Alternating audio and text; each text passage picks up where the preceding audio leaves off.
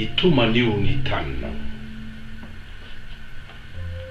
itomanio ny taninao fafarofy tsy finaritra, hatry ny ela no niaritra fahoriana fitsapana, ranomaso mpisedrana ory indrindra sady lao.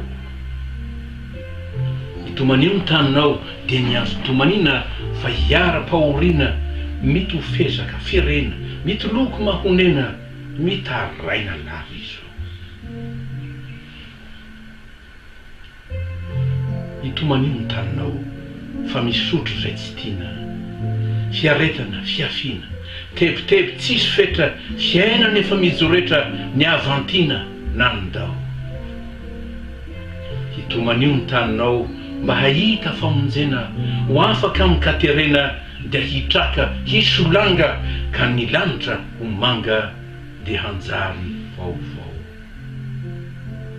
Itomanio ny taninao, itomanio lava reny, itomanio ongeny, asa tsahatra anaoviana, raha tsy azo zay irena, nitomany hitalao. Itomanio lalandava, ho rentany, ho rendanitra, tonga tsofin'Andriamanitra, nitaraina sy toreo, mila tsy alo avapeo, hananganany ny rava.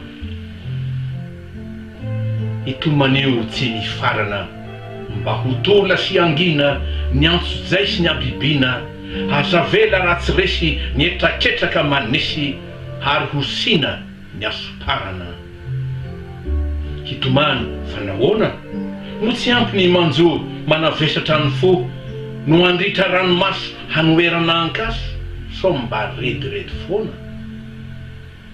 Hitomany ho ianao, sanatry tsy faharesena, na koa mari-pahalemena, fa tomany ady varotra no mandresy ny ady sarotra, zay no amboara rovanao.